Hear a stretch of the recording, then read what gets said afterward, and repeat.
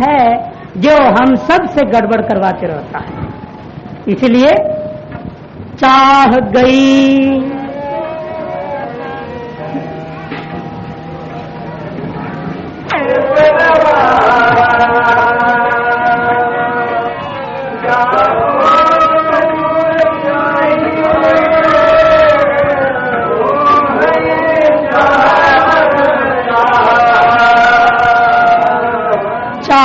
गई चिंता गई मनुआ बेपरवाह। चाह मिट जाए चिंता मिट जाती है, मनवा बेपरवाह हो जाता है। जाको कछु न चाहिए, जिसको कुछ भी नहीं चाहिए वो है शाहनशाह, और शाहों का वे शाह हो जाए। इसलिए महात्माओं को आप लोग क्या बुलाते महाराज जी, जबकि उनके पास जो है लंगोटी की सिवाय कमंडल के सिवाय कुछ भी नहीं रहता है।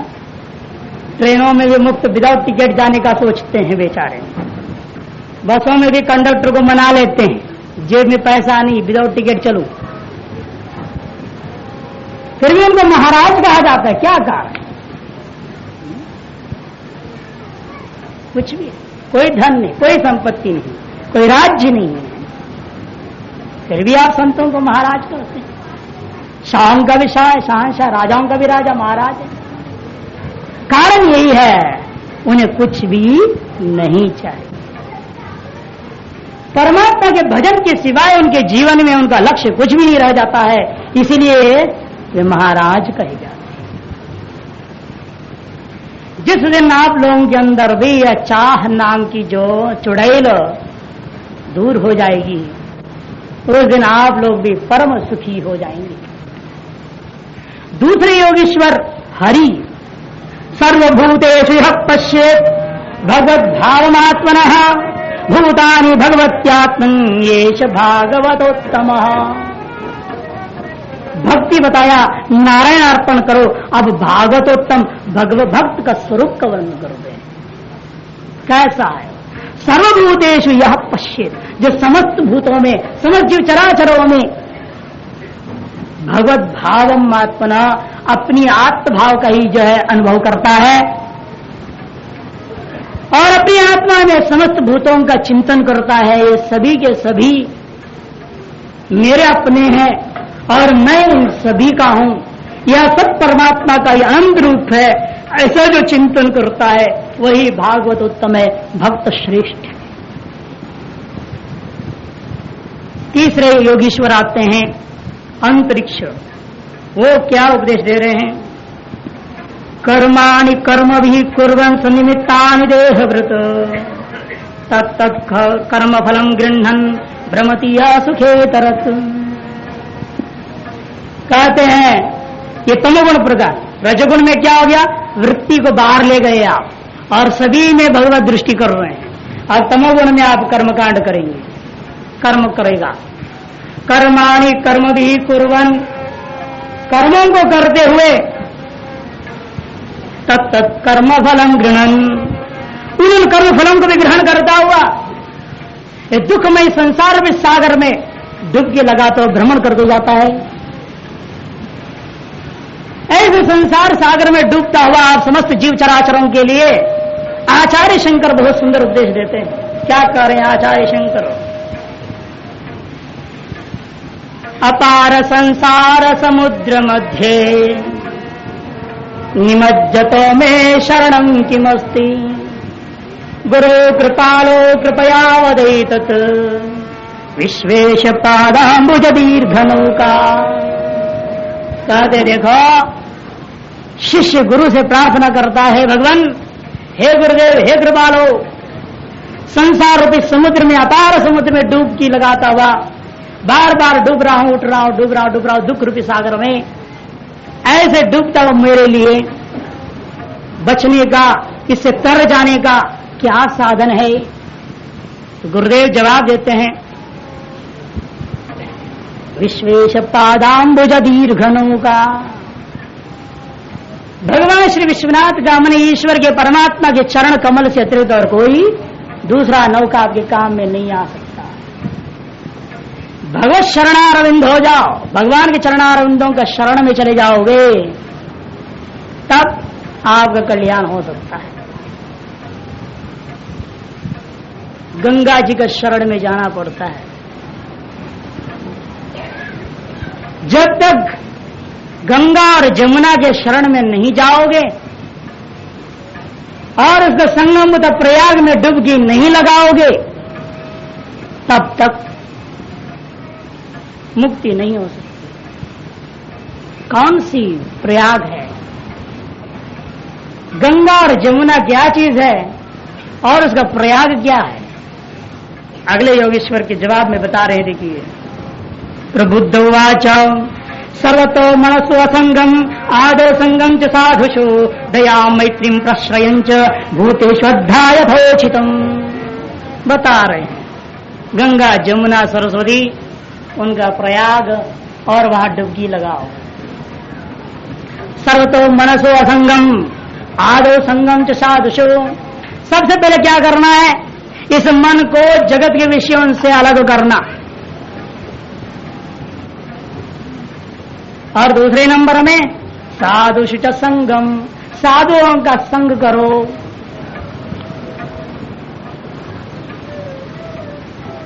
और तत्पश्चात दया मैत्रीम प्रश्रयं च भूतेष्वद्धा यथोचितम। जैसा संभव हो दया मैत्री और प्रश्रय का पालन करना चाहिए।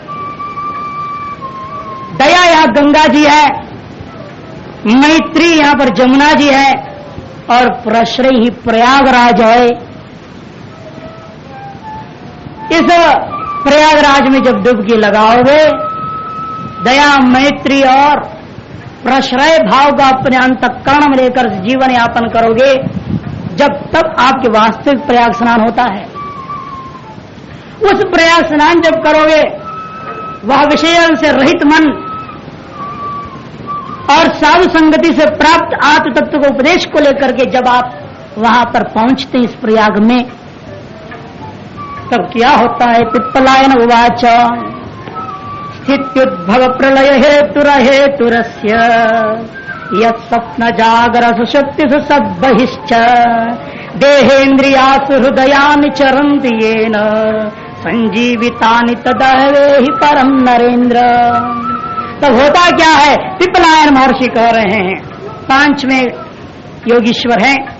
स्थित्युद्भव प्रलय हेतुरस्य, इस जगत का स्थिति उद्भव और प्रलय का कारणीभूता जो अकारण रूप परमात्मा है, उस परमात्मा का आपका हृदय में अनुभूति हो जाएगी, जो कि स्वप्न जागृत और सुषुप्ति और अंदर बाहर सर्वत्र व्याप्त है। उस परमात्मा का उसी व्यापक रूपेण अनुभूति होगी। ये ही है धर्म मेघ समाधि का स्वरूप। देहेन्द्रियासु हृदयानि चरन्ति येन, जिस परमात्मा की चेतनता के कारण से यह शरीर, ये इंद्रियां, यह प्राण सब चल रहे हैं, जीवित हैं और काम कर रहे हैं, ऐसे वह परमात्मा का ध्यान करना है। उस प्रयागराज में जब डुबकी लगाते हैं तो उस तत्व का अनुभूति होती है। कह रहे हैं संजीवितानि तदवेहि परम नरेंद्र। हे परीक्षित, देख लो कि संजीवितानि, तुमको उसको समय प्रकाश से जीवित करने वाला वही है, उसी के शरण में जाओ, वही तुम्हारी रक्षा कर सकता है। छठा योगीश्वर आविर्होत्र का उपदेश है। परोक्षवादो वेदोऽयम् बालानाम् अनुशासनम् कर्म मोक्षाय कर्माणि विदत्ते ह्यगदम् यथा। आविर्होत्र जी कह रहे हैं कर्म परोक्षवादो वेदोऽयम्, वेदों में कहा हुआ जो स्वर्ग आदि फल वह परोक्ष है, उसको किसी ने आज तक देखा नहीं। सभी लोग, एक विचित्र तमाशा है, सभी की इच्छा को देखो, किसी के पिताजी का शरीर छूट जाए, किसी के माताजी का शरीर छूट जाए, दादाजी का, नाना जी का, किसी का भी शरीर छूट जाए, आप क्या कहते हैं? ये स्वर्गवासी हो गई, वैकुंठवासी हो गई, कैलाशवासी हो गई। चाहे वह पिता दारू पीने वाला हो, 100 मर्डर करने वाला डकैत भी हो, उनका वो बेटा भी कहेगा ये स्वर्गवासी हो गई। कोई ये नहीं कहता है नरकवासी हो गए। क्या कारण है? चाहे जैसा भी होगा बाप माँ वगैरह, फिर भी सभी यही कहते हैं कि स्वर्गवासी हो गए, जबकि किसी ने स्वर्ग को देखा भी नहीं है, न किसी ने नरक को देखा है। स्वर्ग को ही चाहते हैं, नरक को नहीं चाहते। क्या कारण है? को सुनी हुई बात पर विश्वास है। वेदों ने कहा नरक में दुख है, स्वर्ग में सुख है। बस सुख की अभिलाषा से जो है हम चाहते हैं कि हम भी स्वर्गवासी हो जाए और सभी स्वर्गवासी हो जाए। सुख की अभिलाषा है, आशा दुख से परम कारण। और आशा क्या चीज है? दुख का मूल है, जड़ है। जितनी आशा बंधे रखोगे उतना ही दुख झेलते रहना पड़ेगा। आगे आएगा अवधूतोपाख्यान में, उसमें विस्तृत विचार करेंगे। द्रुमिल उपदेश देते हुए कहते हैं, देखिए क्या उपदेश दे रहे हैं। योवानंतस्य गुणानंतान अनुक्रमश्यन सदुक बाल बुद्धि रजांसी भूमेर गणेश कथंचित काले नैवाखिल शक्ति धामना। द्रुमिल सात्व योगीश्वर है, बहुत जबरदस्त उपदेश दे दिया इन्होंने। तो यदि कोई कहने लग जाए कि मैं भगवान के गुणों को भी गिनती करूंगा, वह उसी प्रकार का मूढ़ पुरुष है जो कहता है कि पृथ्वी के कण कण को मैं गिन के बता दूंगा। जैसे पृथ्वी के कणों को गिन के बताना संभव नहीं है, उसी प्रकार से परमात्मा के गुणों का गान करना संभव नहीं।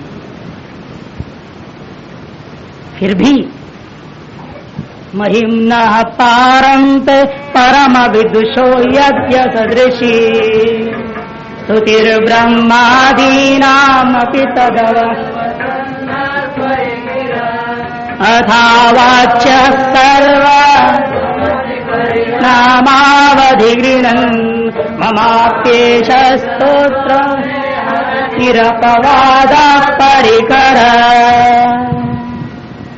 पुष्पदंताचार्य भी शिव जी का स्तुति करते हुए कह रहे हैं, तुम्हारी महिमा तो अपार है, कोई गिनती नहीं कर सकता है। ब्रह्मा विष्णु महेश आदि वे लोग भी थक जाते हैं, आपकी गुणगान नहीं कर पाते। फिर भी यह वाणी अपने आप को पवित्र कर लेने के लिए आपके गुणों का गान करने की चेष्टा करती है, क्योंकि समस्त वाणी मन सभी मार्ग जितने भी है आपको पकड़ने का, उन सबसे आप पर्यातीत पंथानम तव च महिमा वांग मनसयो। देखो स्पष्ट बोल रहे हैं, अतीत पंथानम, जिन पंथान मैंने मार्ग, इन सभी मार्गों से, किन मार्गों से? अतीत पंथानम तव च महिमानम वांग मनसयो, वाणी और मन रूपी मार्ग से परे तुम्हारा जो है महिमा है।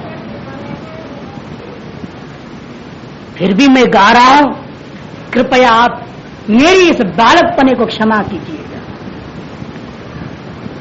जिस प्रकार से आकाश को पार नहीं कर सकता है पक्षी, आकाश को आर पार नहीं कर सकता है पक्षी, तो क्या पक्षी का उड़ना पाप है? अरे अपने अपने सामर्थ्य के अनुसार पक्षी जो जितना उड़े सो ठीक है। उसी प्रकार से भगवान की अनंत महिमा, समस्त महिमा को मैं गा नहीं सकता हूं, इसका मतलब यह नहीं कि मैं 2-4 महिमा गा लिया तो पाप कर लिया, ऐसा नहीं। अपने अपने सामर्थ्य से अपने आप को पवित्र कर लेने के लिए जितना चाहो उतना गुणगान कर सकते हो। ये यहाँ पर द्रुमिल महर्षि जी ने उपदेश दिया। इसलिए अवश्य ये बहाना नहीं बनाना कि भगवान की अनंत गुण है, अनंत महिमा है, मैं गिन नहीं सकता हूं, गा नहीं सकता हूं, इसलिए मौन हो जाऊंगा, ये बहाना नहीं चलेगा। द्रुमिल महर्षि कहते हैं कि देखो ये बहाना नहीं करना, किंतु अपने वाणी को पवित्र करने के लिए, अपने अंतःकरण को पवित्र करने के लिए तुम जितना गा सको उतना गा लेना। जैसे कोई पक्षी अपने सामर्थ्य के अनुसार जितना उड़ सकता है उतना उड़ जाता है। आकाश अपतत्री न्याय कहते हैं। महमन स्तोत्र के प्रथम 2 श्लोकों में बहुत ही सुंदर ढंग से इसका वर्णन आया हुआ है। इसके पश्चात चमस महर्षि जो कि 8वें योगीश्वर वे कह रहे हैं, दिशंतः परकायेषु स्वात्मानं हरिमीश्वरं मृतके साण बंदेस्मिन् बद्ध स्नेहा पतन्त्यदः। सतर्क कर रहे हैं, कौन व्यक्ति गिर जाता है। अध्यात्म मार्ग से गिरने वाला जीव कौन है? वह जीव अध्यात्म मार्ग से गिर जाता है जो जीव अपने शरीर की रक्षा के लिए सब कुछ करता है, लेकिन दूसरे का शरीर में विराजमान उस भगवान को नहीं देखता और उसके हानि करने को सोचता है। क्योंकि पहला दिन आपको बाता है, स्वामी जी ने पूछा था सच्चिदानंद भगवान का मंदिर कहीं देखे हो, तो जवाब कोई नहीं दे पा रहे थे, गूंगे बन के बैठ गए। सच्चिदानंद भगवान का मंदिर ये सभी शरीर है। इसलिए जैसे तुम अपने शरीर से प्यार करते हो, इसकी रक्षा करने के लिए सोचते हो और सब कुछ क्रियाकलाप करते हो, उसी प्रकार से तुम्हारा कर्तव्य बनता है तुम पर शरीरों की भी सेवा करो, उनकी भी रक्षा करो, उनका भी ध्यान दो। और वे यदि आपके शरण में आते कोई चीज की याचना करते हैं, यथाशक्ति आप उनकी सेवा करनी चाहिए।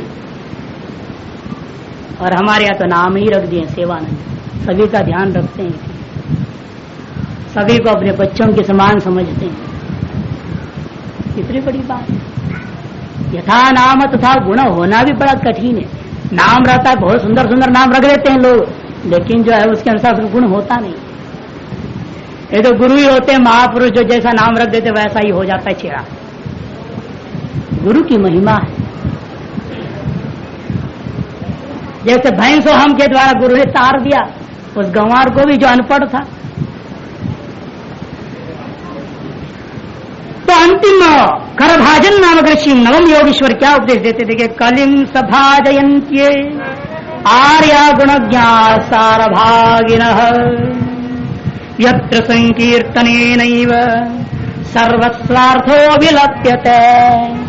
ये अंतिम उपदेश अंतिम योगीश्वर करे, देखो कलयुग में भगवान के नाम संकीर्तन के सिवाय कोई और तुम्हारे तारने वाला नौका नहीं। इसलिए जो सो रहे हैं जगो, थोड़ा नाम संकीर्तन कर लेना, थोड़ा नाम संकीर्तन कर लेना।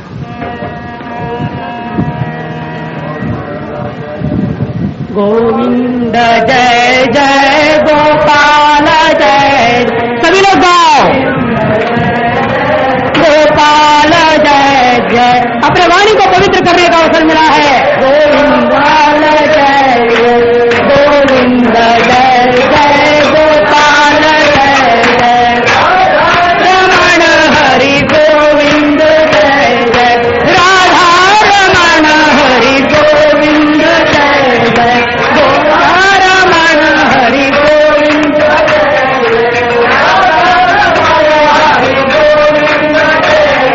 गोविंद जय जय गोपाल जय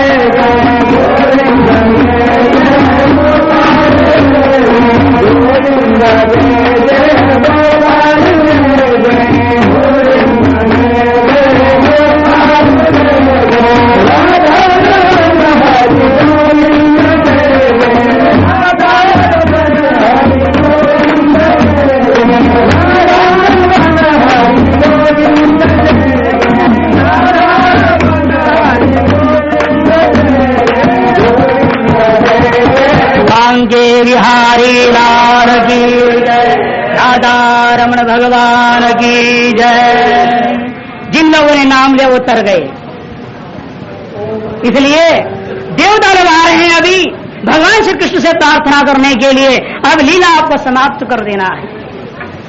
अंतिम कला 16वीं कला, देवताओं द्वारा भगवान को अपने सुधाम पधारने के लिए प्रार्थना किया जा रहा है।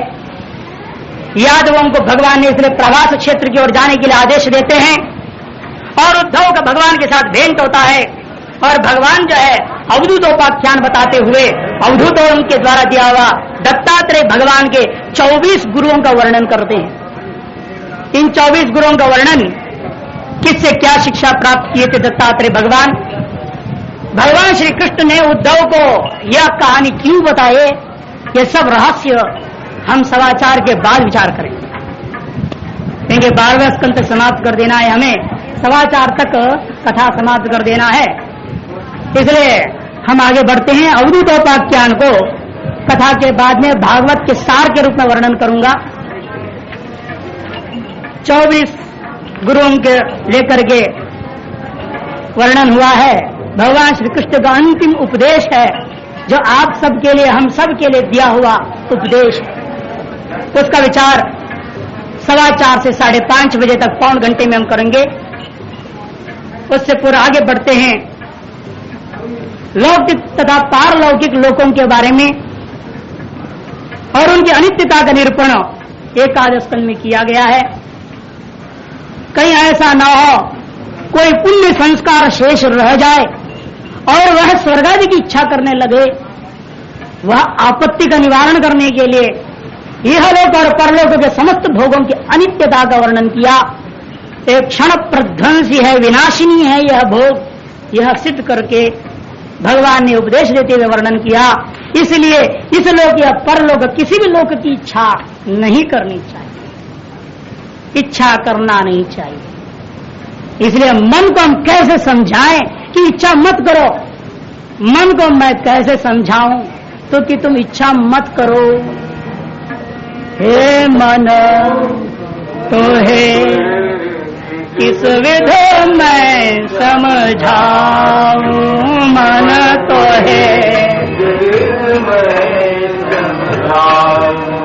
मन तो है किस विध मैं समझाऊं, मन तो है किस विध मैं समझाऊं, मन तो है मैं समझाऊं, तो है किस विध मैं समझाऊं, मन तो है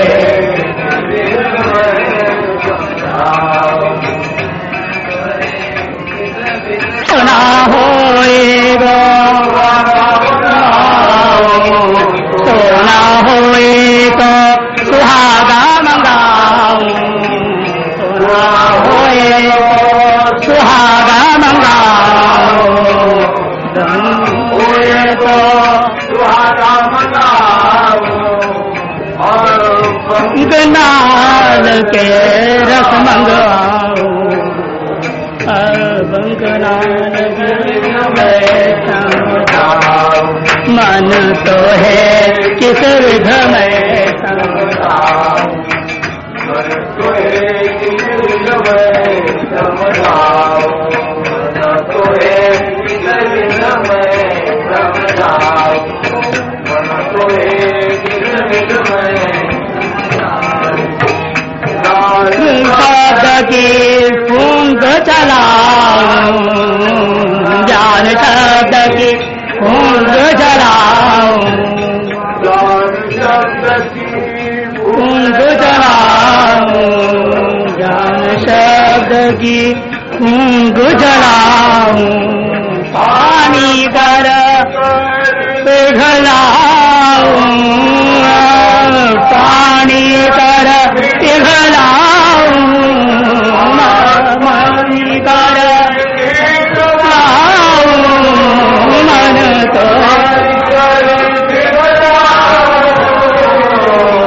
मन तो है समझाऊं, मन तो है किस विध में समझाऊं, मन तो है किस विध में समझाऊं, मन तो है किस विध में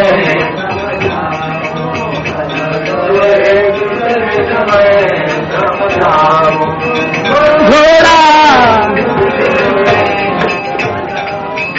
घोड़ा होए तो लगाम लगाओ, घोड़ा होए तो लगाम लगाओ, घोड़ा होए तो लगाम लगाओ,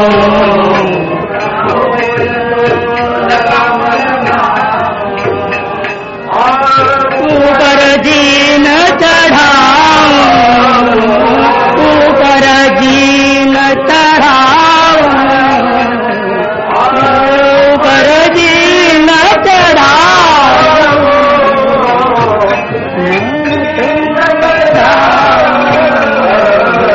मन में समझाओ,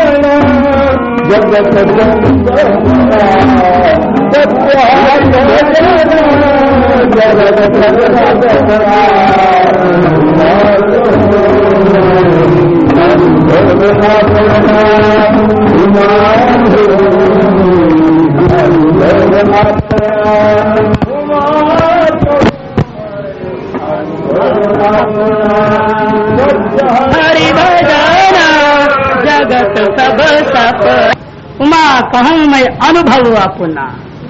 शंकर भोले बोल रहे हैं, हे उमा मैं अपनी अनुभव तेरे को सुनाता हूँ। सच्चाई क्या है संसार में? सत्य हरि भजन, हरि भजन ये सत्य है। जगत सब सपना, ये समस्त जगत स्वप्न के समान। कहना तो बड़ा आसान है, जगत स्वप्न के समान। जब जेब में से 5 रुपए का नोट भी खिसक के नीचे गिर गया और हाथ नहीं लगा तो पता लगता है जगत कितना सच्चा है। नहीं, जेब से आपके एक नोट गिर जाए और आपके हाथ में लौट के न आवे तो पता लगेगा जगत स्वप्न है या जगत सच्चा है। सभी कहेंगे उस समय जगत सच्चा है। कहना तो बड़ा आसान है, जगत स्वप्न के समान है। अनुभूति में उतराना, खरे उतरा जाए, बहुत कठिन काम है। क्या करना चाहिए? ये अनुभव जो भोलेनाथ का अनुभव है तो हमारे अनुभव हो जाए, आप सबके अनुभव हो जाए। उसके लिए क्या करना चाहिए? तो कह रहे श्री भगवान वाच व्रतानि यज्ञच्छन्दांसि तीर्थानि नियमायमा तथा वरुंदे सत्संग सर्वसंगापहो हि माम। भगवान कहते सत्संगति करो, सत्संग करो। सत्संग करने पर समस्त संग का नाश हो जाता है। सत्संग एकमात्र मार्ग है। सत्संग क्या चीज है? सत्पुरुषाणाम संग है तो सत्संग। एक अर्थ तो सीधा है, सत्पुरुषों का संग करने का नाम सत्संग। लेकिन यह तो मोटा मोटी अर्थ हो गया। स्थूल बुद्धि वाले मोटे बुद्धि वालों को समझाने के लिए अर्थ कर दिया, सत्पुरुषों का संग करने का नाम सत्संग। लेकिन सत्संग शब्द का असली अर्थ क्या है, ये जानने की कोशिश करें। क्या बता सकता है कोई? सत्संग शब्द का असली अर्थ क्या है? तो वही अर्थ सत्पुरुषा नाम को, सज्जना नाम को, सताम को, बात वही है जो मैंने कहा। लेकिन वो अर्थ तो गौण है। हाँ, सत्य चित्त आनंद स्वरूप भगवान है, वह आत्मा है, वही ब्रह्म है, वही परमात्मा है। मैंने सत्य का संग करना, मैंने परमात्मा के साथ संग हो जाना, ये सत्संग। जिस क्षण आपका यह समस्त इंद्रियों के सहित, आपके मन की अंतःकरण की सारी वृत्तियों के सहित आपका चित्त की समस्त वृत्तियां परमात्मा के साथ संग करता है, उस समय असली सत्संग हुआ। तब तक के लिए कहा गया सत्पुरुषाणाम सताम संग है सत्संग। तब तक सत्पुरुषों का संग करना है जब तक वास्तविक सत्संग नहीं होता। ये मुक्ति का प्रसंग है, याद रखो। 11वां स्कंध है, जीवन मुक्ति का वर्णन कर रहे हैं, इसलिए सत्संग शब्द का असली अर्थ की ओर जाना पड़ेगा। भगवान कह रहे सत्संग जब होगा, जिस दिन तुम असली सत्संग करोगे उसी दिन ये जगत स्वप्न हो जाएगा, माया में दृश्य होगा, टीवी के स्क्रीन में दिखता हुआ एक कृष्णा का सीरियल का दृश्य समान दृश्य समस्त जगत आपके चित्त में बन जाएगा। लेकिन असली सत्संग हो तब उसके लिए प्रयत्न करना है तो सत्पुरुषों का संग हमें करना पड़ता है। दृष्टांत देते हैं। एक बार संत कुमार सनंदन सनातन ये चारों भाइयों ने क्या किया, क्या करना है नहीं समझ में आ रहा था, क्यों कर्तव्य विमूढ़ आत्मा होकर के बैठे हुए थे। ब्रह्मा जी के शरण में गए। ब्रह्मा जी से पूछते हैं, भगवान आप हमें बताइए कि हमारे जीवन का लक्ष्य क्या है। आपने अपने मन से हमें पैदा किया, लेकिन हमारा लक्ष्य हमें समझ में नहीं आ रहा। हमारा लक्ष्य क्या है। ब्रह्मा जी भी गूंगे हो गए, वो भी नहीं समझ पाए असली लक्ष्य क्या है। सृष्टि बनाना ही लक्ष्य है या इससे परे भी कुछ और चीजें उन्हें मालूम नहीं, क्योंकि वो पैदा ही हुए हैं सृष्टि बनाने के लिए। तो वो समझेंगे मेरा लक्ष्य सृष्टि बनाना है, इसलिए असली लक्ष्य सृष्टि ही है। तो वो भी मौन हो गए। तब भगवान जो है हंस रूप धारण करके आते, हंसोपाख्यान आरंभ होता है। क्या उपदेश देते हैं, पंचात्मकेषु भूतेषु समानेषु च वस्तुतः को भवानिति वह प्रश्नो वाचारंभो ह्यनर्थकः। जबरदस्त उपदेश दिया। जब हंस स्वरूप में भगवान प्रकट हुए तब सनत कुमार जी पूछते आप कौन है। जैसे आपके द्वार में कोई अपरिचित खड़ा हो जाए आप क्या बोलोगे, आप कौन है। उसी प्रकार से हंस रूप में आए भगवान से पूछते हैं आप कौन है। तब भगवान उपदेश ही सीधा आरंभ करते, ये नहीं कहते मैं भगवान हूं। क्या कह रहे जवाब में, पंचात्मकेषु भूतेषु समानेषु च वस्तुतः को भवानिति वह प्रश्नो वाचारंभो ह्यनर्थकः। वाचारंभणो विकारो नामधेयम् मृत्तिका इत्येव सत्यम। 96 उपनिषद का ढिंडोरा पीट करके कहा हुआ है, वो बात यहां पर कही जा रही है। क्या है, आप वास्तव में विचार करके देखो। आप अपने नाम बताते हो, अमुक अमुक लाल है, अमुक चड्डा है, अमुक गुप्ता है, अमुक फल फल पता नहीं क्या क्या बोलते हो। लेकिन क्या वास्तव में उस जिसको लेकर के आप नाम बोल रहे हैं वह वस्तु वह नाम वाला है क्या। शरीर दृष्टि से सब के सब पंच भौतिक है, पांच भौतिक शरीर है, सब मिट्टी से आया है, मिट्टी में मिलने वाला है। नाम कहां विशेष पैदा करने वाला होता है। सभी शरीर समान है। तुम नाम किसका पूछना चाहते हो, शरीर का पूछना चाहते हो या आत्मा का नाम पूछना चाहते हो जो इन सभी शरीरों में विराजमान है। आत्मा का कोई नाम नहीं होता है और शरीरों का नाम रखना भी व्यर्थ होता है, क्योंकि नष्ट होने वाला है। सत्य नहीं हो सकता, वो झूठा होगा। जो तात्कालिक होता है वह झूठा होता है। इसलिए नाम जो तुम पूछ रहे हो ये तुम्हारा वाणी का व्यर्थ प्रयोग हो रहा है। क्योंकि जो आत्मा का स्वरूप है वह नाम से परे, नाम रूप से परे। और जो नाम रूप वाला है वह सच्चा वस्तु नहीं है, यथार्थ वस्तु नहीं है, सत्य वस्तु नहीं है। इसलिए भगवान हंस रूप में आकर उपदेश देते हुए कहते हैं तुम जिसको अनुभव करना चाहते हो उसको अनुभव करने की चेष्टा करो, पूछने से काम चलता नहीं। कहते महाराज हम क्या अनुभव करें, कैसे अनुभव करें। कहते अनुभव करना चाहते हो, मैं तुम्हें प्रश्न पूछते जाऊंगा, तुम मुझे जवाब देते जाओ, तुम्हें हम अनुभूति की धरातल पर ले जाएंगे। कैसे, आप लोगों ने सुना होगा शिष्य गुरु से प्रश्न पूछता है और गुरु जवाब देता है, लेकिन यहां उल्टा हो रहा है। भगवान प्रश्न पूछते हैं सनत कुमार आदि शिष्यों को और शिष्य जवाब देते देते देते आत्मा का अनुभव करते हैं। कैसा हुआ, प्रश्न और जवाब की सिलसिला सुनो। किं ज्योतिस्तव भानुमान हनि में,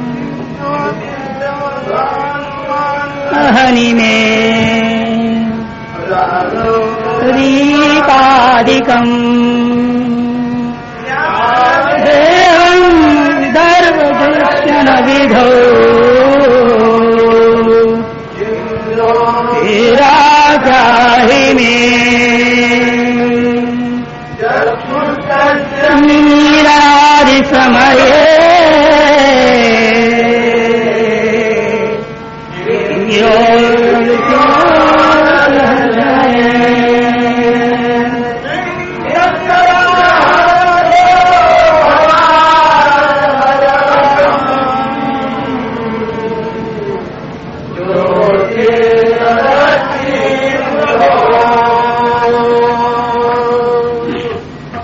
बहुत सुंदर प्रश्न और जवाब की प्रक्रिया चल रही है, विलक्षण।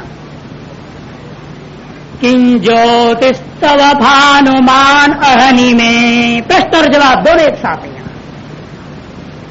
आप लोग हमें देख रहे हैं ना? नहीं देख रहे हैं? देख रहे हैं। आप लोग ये मकान को देखते हैं, आप लोग संसार के वस्तुओं को देखते हैं, उसमें कौन सा प्रकाश तुम्हारे काम में आ रहा है बताओ? किं ज्योतिष तव अहनि, दिन में, ये दिन दहाड़े, इस जागृत दिशा में कौन सा प्रकाश तुम्हें काम में आता है? भगवान ने सनत कुमार आदियों से पूछा तो जवाब में सनत कुमार कहते हैं क्या, कौन सा प्रकाश काम में आ रहा है?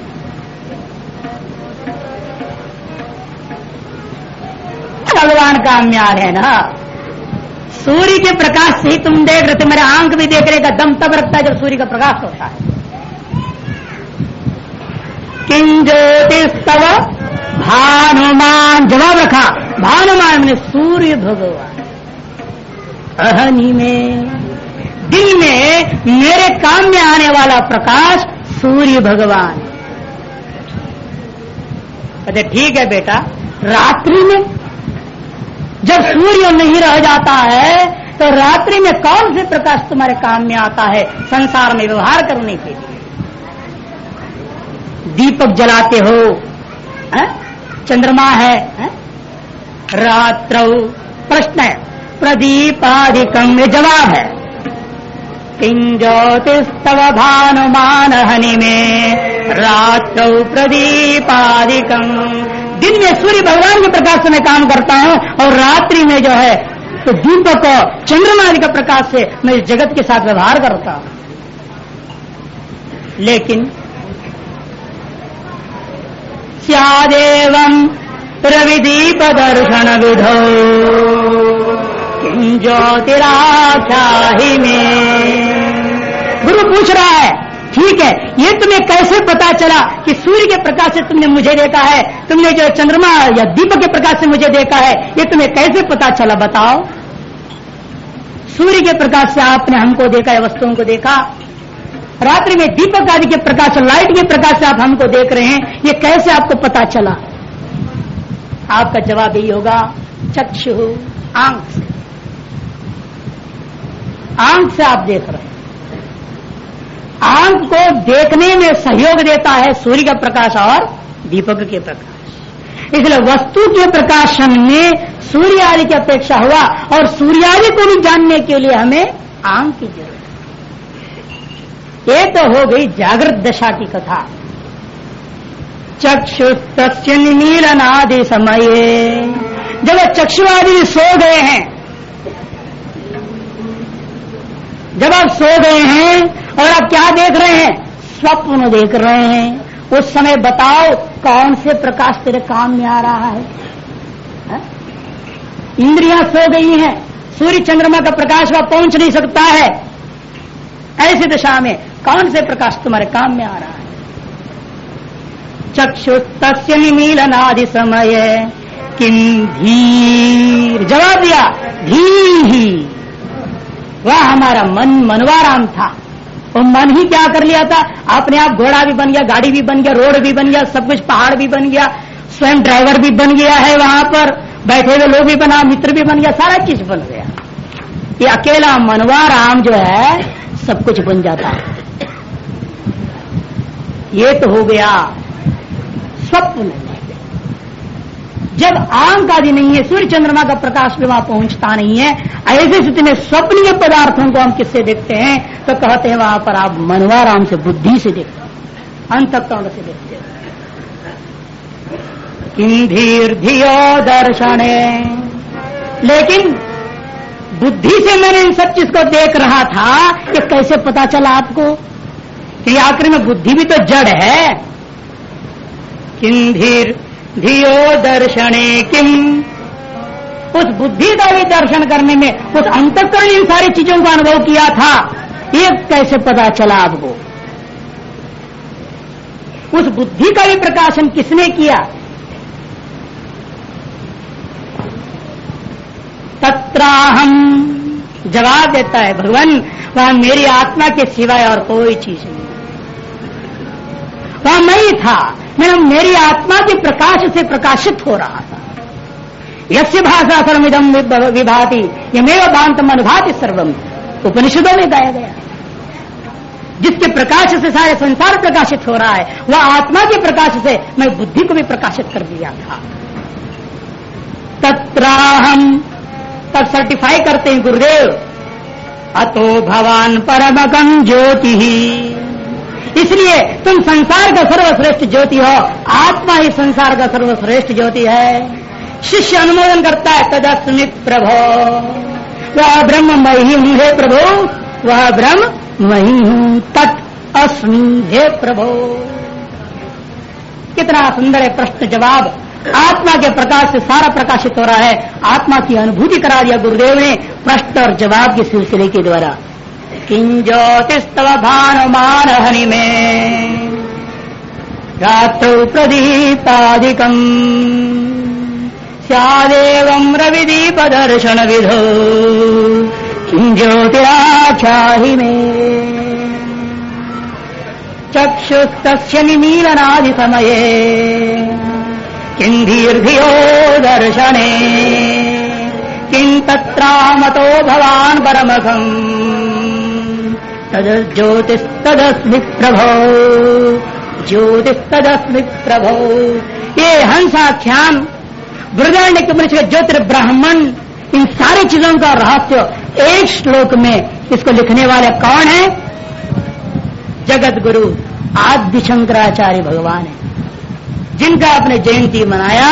उन्होंने ही यह हंसोपाख्यान और आपकी जो है मुंडकोपनिषद का रहस्य तथा बृहदारण्यक उपनिषद ज्योतिर्ब्राह्मण का पूरा निचोड़ दो एक श्लोक में रख दिया। ऐसा विलक्षण यह हंसोपाख्यान के पश्चात आगे चलते हैं। योगत्रय का उपदेश होता है, ज्ञान योग, कर्म योग और भक्ति योग का उपदेश। निर्विण्णानां ज्ञान योगो न्यासिनां यह कर्मसु तेत निर्विण्ण चित्तानां कर्म योगस्तु कामिनां। कौन किसके अधिकारी है? ज्ञान योग अधिकारी व्यक्त महापुरुष लोग होते हैं, जिनको पूर्ण वैराग्य हो गया है, वही ज्ञान योग का अधिकारी है। और कर्म न्यासी नाम यह कर्मसु, जो कर्म का त्याग